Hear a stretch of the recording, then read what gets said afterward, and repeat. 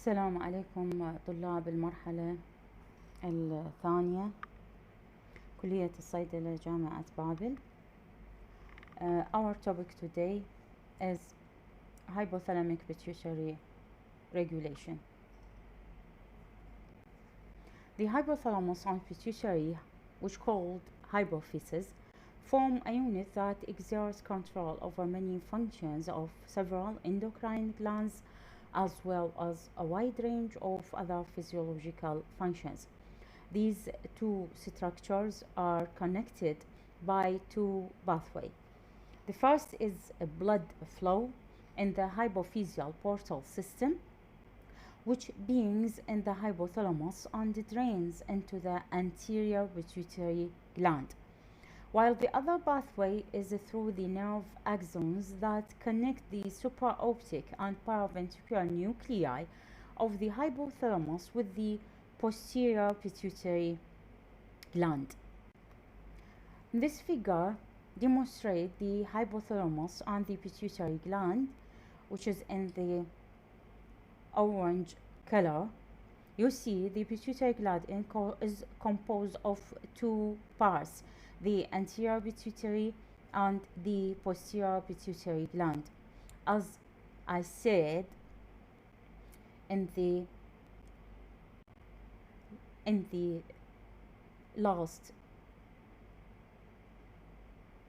slide, the blood flow connects the hypothalamus with the anterior pituitary, while the nerve axons connect the hypothalamus with the posterior pituitary gland. The nerve connection of the hypothalamus through the nervous axons, which connect the paraventricular nucleus and the supraoptic nucleus with the posterior pituitary gland, while the blood flow connects the hypothalamus with the anterior pituitary gland. The pituitary is enclosed in a bony cella thoracica, which is called the Turkish saddle, and is bridged by the diaphragm cilia, which form a protective barrier to the pituitary. Embryologically, the anterior pituitary gland develops from glandular tissue, while the posterior pituitary develops from a neural tissue. That's why the connection is through a blood flow and through an neural connection. The anterior pituitary gland, called adenohypophysis, is a separated glandular tissue. The gland is connected to the hypothalamus by a slender stalk called the hypothalamus hypophyseal stalk. The hypothalamus hypophyseal stalk, which connects the anterior pituitary with the hypothalamus. The anterior pituitary gland is highly vascular gland with extensive capillary sinuses among the glandular cells, which is called the hypothalamic hypophyseal portal system. The hypothalamic hypophyseal portal system is a network of blood vessels that connect the anterior pituitary gland with the hypothalamus. Another figure which demonstrates that the hypothalamus is completely formed of nuclei, which is the supraoptic nuclei, the paraventricular nuclei, and the neurons in the ventral hypothalamus, while below the hypothalamus is the pituitary gland, which composed of the posterior part and the anterior pituitary. The posterior pituitary connected to the hypothalamus through a neural connection, while the anterior pituitary is connected via the hypophyseal portal system. Which type of hormones are formed in the hypothalamus? The synthesis and release of anterior pituitary hormones are largely regulated by the action of hormones that released from the hypothalamus. These hormones are called the releasing or the inhibitory hormones. These releasing or the inhibitory hormones will act on the pituitary hormones to increase the release of pituitary hormones or inhibit the release of these hormones. The action of releasing an inhibitory hormones from the hypothalamus, which is called the coordinating center of the brain for the endocrine, behavioral, and autonomic nervous system function. It is not an glandular connection only. It is a coordinating center for the brain, endocrine, behavioral, you see, behavioral and autonomic nervous system function. The activity of hypothalamus is regulated by both hormonal mediated signals, which is the negative feedback signals, as we see in the last lecture. There is a negative and a positive feedback signals which regulate the hormone release. So the activity of hypothalamus is regulated by both hormonal mediated signals through the negative feedbacks and a neural input from a number of sources in the body. The neural signals are mediated by neurotransmitters because it is a neural signal, so they need a neurotransmitters. Types of neurotransmitters varies, such as acetylcholine, dopamine, norepinephrine, and serotonin.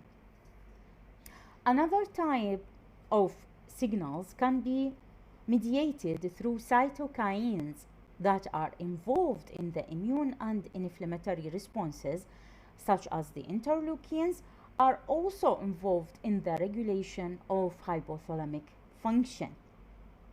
Thus, the hypothalamus can be viewed as the bridge by which signals from multiple systems are relayed to the pituitary gland.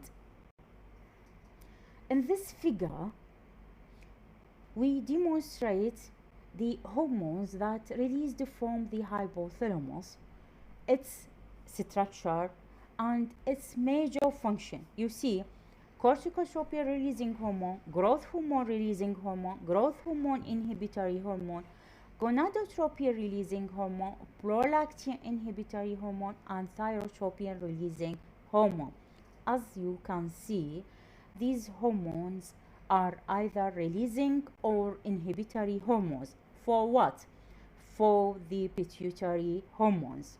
They are releasing or inhibitory hormone which will act on the pituitary gland to increase release or inhibit release of pituitary hormones.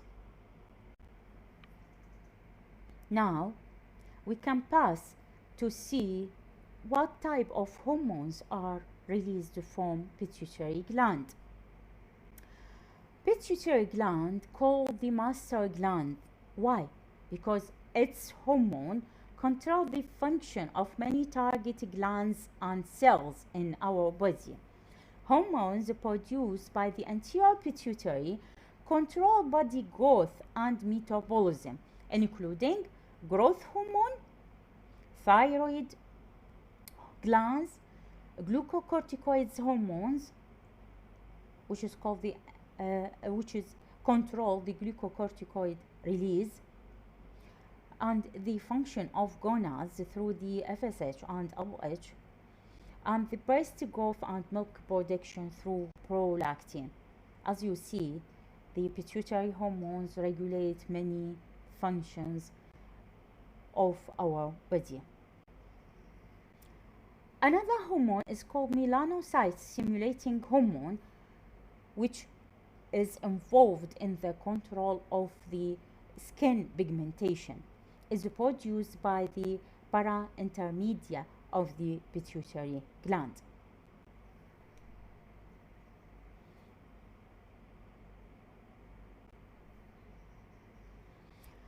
As you remember in the beginning of our talk, the pituitary gland can be divided into two parts, the posterior and the anterior pituitary gland.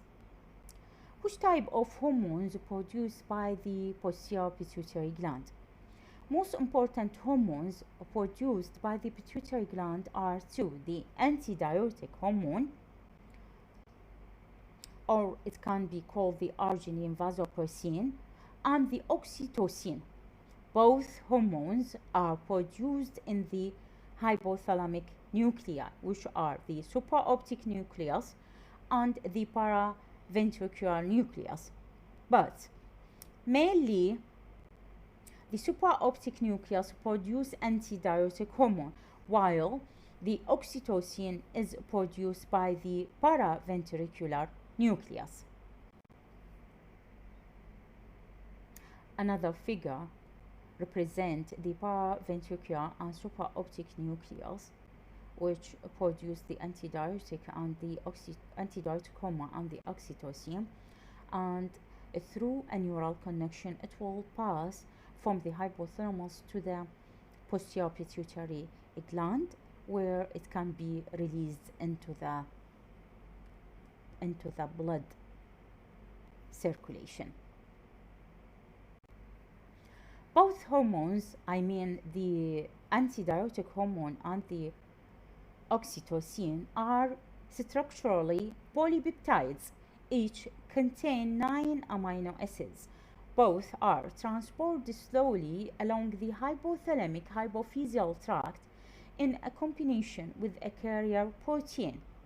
As you remember in the last lecture, we understand that some hormones need a carrier protein to pass through the blood circulation and from a gland to another. So these hormones are transported in a combination with a carrier protein called the neurophysin, which is a carrier protein for both antidiuretic hormone and oxytocin. It will pass to the nerve endings in the posterior pituitary gland, where they are stored. They will stored until the need of the body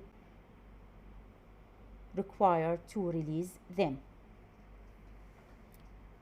So we can pass to the antidiuretic hormone to understand its effect in the body and the changes that antidiuretic hormone produce in our body when it's released in the circulation. Antidiuretic hormone increase water reabsorption, water retention by the distal tubule and collecting ducts of the kidney. So the main action of antidiuretic hormone is on the distal tubule and collecting ducts of the kidney. This will lead to decrease the osmotic pressure of the blood. From its name, it is antidiuretic hormone. It will decrease the urine output. This action of antidiuretic hormone is regulated via a receptors called the vasopressin 2 receptors through the action of cyclic AMP, which is the second messenger for regulation of hormonal action on the cells. Antidiuretic hormone cause also contraction of vascular smooth muscles, which lead to generalized vasoconstriction of the blood vessels. This effect, the vasoconstriction effect of antidiuretic hormone on the vascular smooth muscle, is regulated via vasopressin 1 receptors through the action of IP3 and calcium. That means the antidiuretic hormone have two types of receptors.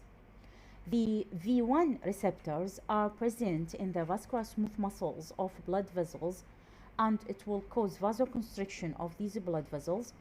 The V2 receptors, which are present in the distal tubules and the walls of collecting ducts in the kidney and will cause retention of water.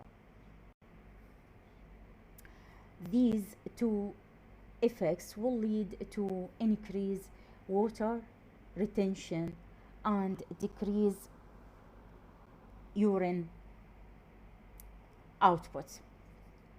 How antidiuretic hormone release is controlled? How antidiuretic hormone release is controlled by many factors. The first and the important factor that regulates release of antidiuretic hormone is the change in the osmotic pressure of the extracellular fluid. I mean the plasma osmolality. As in dehydration, when there is low fluid in the body, dehydration will stimulate osmoreceptors. You have to differentiate between the vasopressin receptor 1 and 2 and the osmoreceptors. These osmoreceptors are present in the hypothalamus. They are receptors for the osmolality of plasma, which are present in the hypothalamus. How they are stimulated? They will stimulated when blood passes through the hypothalamus, and these osmoreceptors will differentiate the changes in the osmotic pressure of extracellular fluid. It acts in every seconds of our life. These osmoreceptors are acting every seconds in our body to check the plasma osmolality. These osmoreceptors, which are present in the hypothalamus, will stimulated by a minimum change in the plasma osmolality. The change of 1 to 2% in the plasma osmolality results in a stimulation of the osmoreceptors, which will send stimuli to the pituitary gland to increase antidiuretic hormone secretion. What happens when the antidiuretic hormone secretion increase? As you see in this figure, when there is hyperosmolarity of extracellular fluid, hyperosmolarity means low fluid in the extracellular fluid, as occur in the dehydration. Receptors in the hypothalamus will be stimulated. These receptors are called the osmoreceptors. When osmoreceptors is stimulated, two different pathways will be activated. The first pathway is feeling of thirst. When you feel you are thirsty, you will take water and more water, and this will cause dilution of extracellular fluid, will have more fluid in the extracellular fluid. The second pathway which we are involved in is the antidiuretic hormone pathway. How? When the osmoreceptors in the hypothalamus are stimulated by change in the osmolality of plasma, this will cause stimulation of pituitary gland to increase release of antidiuretic hormone. Antidiuretic hormone, when released to the circulation, it will pass to the distal tubule and collecting ducts of the kidney and will initiate more reabsorption of water, more retention of water into the circulation, which result in the dilution of extracellular fluid, increase the fluid in the plasma, and also will lead to decrease urine output. Another factors that control antidiuretic hormone release is change in the blood volume. What we mean by change in the blood volume: when a person exposed to an accident and lose a lot of blood, which lead to decreased blood volume in the body more than 15%, it will lead to stimulation of another receptors. Change in the plasma osmolality causes stimulation of osmoreceptors in the hypothalamus, while change in blood volume, when we lose a blood from our body, this will lead to stimulation of another receptors in our body called baroreceptors. Where they are present, baroreceptors are present in the right atrium and the great arteries like the aorta and carotid arteries. Stimulation of baroreceptor will result in increased secretion of antidiuretic hormone, will cause stimulation to the pituitary gland and increased secretion of antidiuretic hormone. This figure demonstrates the loss of blood. Loss of blood will lead to decreased pressure in the right atrium and great blood vessels like aorta and carotid arteries, and cause stimulation of baroreceptors which are present in these arteries. This will stimulate two pathways. The first is the thirst. We will need to have more water intake to maintain the extracellular fluid. That is why the patient with shock due to loss of blood will have symptoms of thirst. The other pathway which will be activated due to decreased blood volume is stimulation of antidiuretic hormone release. How? When there is less pressure in the right atrium and the great vessels, will lead to less nerve impulses to the hypothalamus, which lead to increased antidiuretic hormone release and cause increased water reabsorption by the distal tubules and collecting ducts of the kidney. This total action will lead to maintain extracellular fluid volume. And that is why patients with shock due to reduced blood volume have decreased urine output. Another factors which will affect the release of antidiuretic hormone is decreased arterial pressure due to decreased blood volume lead to increased antidiuretic hormone. Age will increase antidiuretic hormone secretion, lead to water retention and hyponatremia. Pain, emotional stress, increase antidiuretic hormone. Drugs like morphine, barbiturates, nicotine, increase antidiuretic hormone secretion, while alcohol will decrease antidiuretic hormone secretion. That's why alcohol will have more urine output. What is the abnormalities of antidiuretic hormone release? Hyposecretion or lack of antidiuretic hormone will lead to a condition called diabetes insipidus.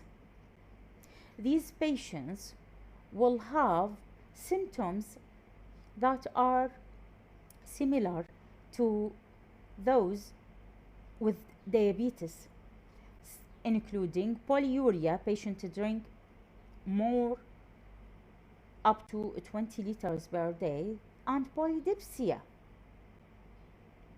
Decrease specific gravity of urine, which is mean a diluted urine, and increase plasma osmolality due to the lack of antidiuretic hormone.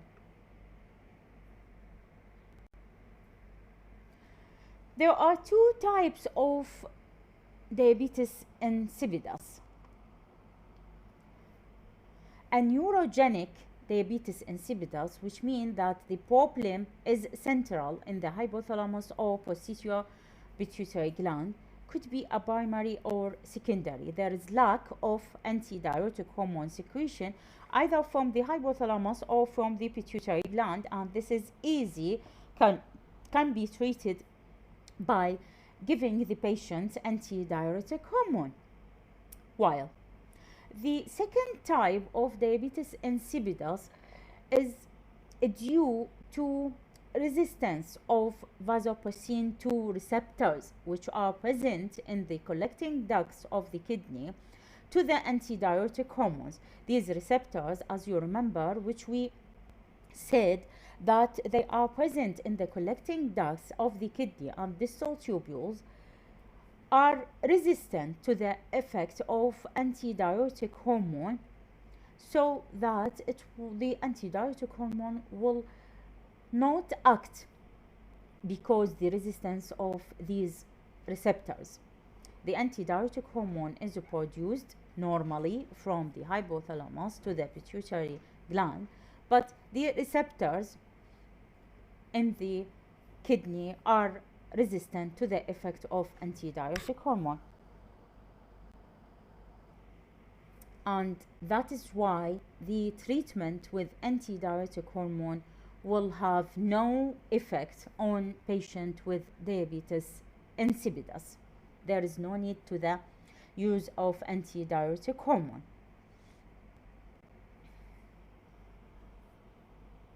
The other hormone that is secreted from the posterior pituitary gland is the oxytocin hormone.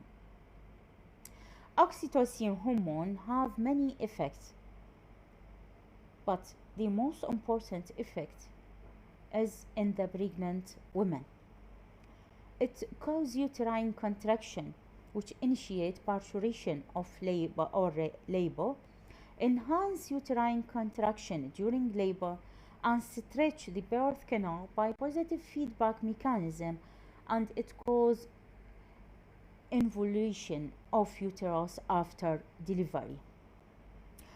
After delivery, it will enhance milk ejection from the breast and of lactating women through contraction of myoepithelial cells of the breast, and it will cause promotion of maternal behavior toward the neonate. While effect of oxytocin in non-pregnant women is to help in the movement of the female genital tract, transport of the sperm, and fertilization. As we said, oxytocin is an important hormone in the regulation of labor process, contraction of the uterus during labor, and preparation of the birth canal, and also in the preparation of breastfeeding. So, a commercial preparation of this hormone, I mean the oxytocin, is called Pitocin. It is used to induce labor. Pitocin may also be used to hasten delivery of the placenta, control bleeding after delivery, and stimulate milk ejection. One of the many reasons that healthcare providers encourage breastfeeding is to immediate stimulation of the postpartum uterus to contract while nursing. This helps the uterus return to its prenatal status. Prenatal, I mean before pregnancy, to enhance the uterus to return to its size and position before pregnancy, and also to stimulate breastfeeding. Another topic we have to understand in this lecture is the milk ejection reflex. Why? Because we pass on oxytocin, which have important role in the breastfeeding, and also we will have a look on prolactin, which have important role in the milk production. A milk ejection reflex is a reflex of milk ejection from the breast that have two distinct features. It is a neuroendocrine reflex which composed of neural efferents and hormonal efferents, and it has a positive feedback mechanism, can be also called a vicious circle. How this milk ejection reflex is terminated? Only by stopping suckling. In this figure demonstrate how suckling will stimulate multiple pathways in the body and lead to milk secretion and ejection. As you see in this figure, we have two main hormones, which are the prolactin hormone and the oxytocin hormone, which will cause milk secretion and milk ejection. The process began with suckling of the baby. When suckling starts, it will stimulate mechanoreceptors in the nipples of the mother. This stimulation of mechanoreceptors will cause a positive feedback to the hypothalamus. When the hypothalamus is stimulated, it will activate two pathways, the prolactin pathway and the oxytocin pathway. The prolactin pathway will lead to decrease prolactin inhibitory hormone and increase prolactin releasing hormone.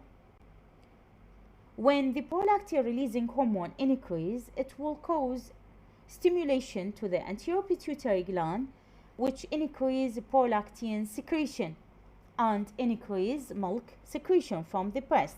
While when the hypothalamus stimulates the posterior pituitary gland, it will cause increased oxytocin secretion from the pituitary gland. When oxytocin pass through the blood circulation, and it will cause contraction of myoepithelial cells surrounding the alveoli, alveoli in the mammary gland. This will cause milk ejection. So suckling in the last will have two effects: milk ejection through oxytocin and milk secretion through prolactin hormone. As you see, hypothalamus, anterior pituitary and posterior pituitary gland will act together to produce the milk ejection reflex. How oxytocin release is controlled? The first and important controlling factor to oxytocin release is the stimulation of the nipple through the suckling reflex, as we said, to increase oxytocin secretion. The other is the visual and auditory stimuli from the baby lead to increased oxytocin secretion. How it acts? The mother is affected by the visual and auditory stimuli from the baby. Feeling of love to this baby will cause a neural stimulation that result in oxytocin secretion, increase oxytocin secretion in the mother body. Other is the distension of the uterus and stretching of the cervix during delivery will lead to increased oxytocin secretion.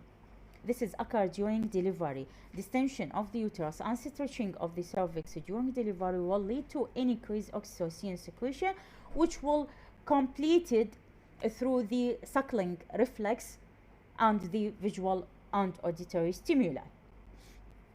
Other is psychological and emotional factors like fear and anxiety, pain lead to decreased oxytocin secretion, while happiness, calm, and feeling of love will increase oxytocin secretion. Alcohol lead to decreased oxytocin secretions. Hormones can affect the oxytocin secretion. Some of them are progesterone, which are produced in the female body, can decrease uterine sensitivity to the oxytocin. And estrogen can increase uterine sensitivity to oxytocin. As we see, progesterone acts to decrease the uterine sensitivity to oxytocin, while estrogen increase the uterine sensitivity to oxytocin. They are act against one another. Okay, till now. Now we have to pass through the anterior pituitary hormones. One of the important hormones released from the anterior pituitary gland is the prolactin, or can we name it as lactogen. Prolactin promotes the glandular tissue in the breast and stimulates production of milk. Production, not ejaculation. Production of milk in the breast, but does not cause milk to be ejected from the breast. You know what hormone acts on the milk ejection. Also, prolactin inhibits ovulation by decreased secretion and effect of the hypothalamic hormone on the pituitary gland, decrease the action of follicular stimulating hormone and luteinizing hormone on the ovary, result in lactational amenorrhea. There is no menstrual period during lactation in some women. Why? Because increased prolactin secretion in their body due to breastfeeding will inhibit ovulation, and that will cause lactational amenorrhea. How it acts? By decreasing the secretion of hypothalamic hormones and decrease the action of pituitary hormones on the ovary. Other, prolactin will increase protective behavior of the mother towards this baby. This is occur through the limbic system, which is responsible for our emotional behavior. So the mother will have a protective behavior towards this baby. How prolactin secretion is regulated? As we said in the beginning of the lecture, there is a hormones produced from the hypothalamus which increase or decrease the prolactin hormone secretion. Prolactin inhibitory hormone, or it is called dopamine, will decrease prolactin production. This hormone is produced by the hypothalamus and passed to the posterior pituitary gland to inhibit the prolactin secretion. We have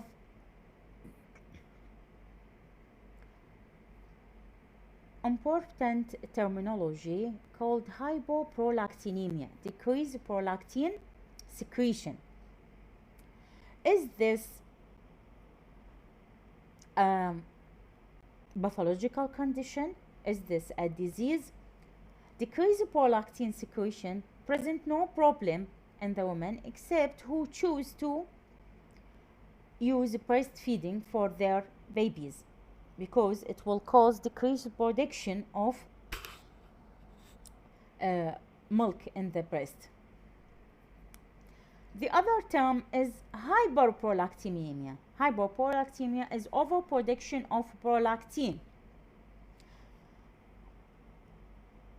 which occur due to a prolactin secreting pituitary adenoma, a tumor called a prolactin secreting pituitary adenoma, which is the main cause of hyperprolactinemia, increased prolactin secretion, increased prolactin level in the blood, occurred due to presence of prolactin secreting pituitary adenoma and tumor present in the pituitary gland.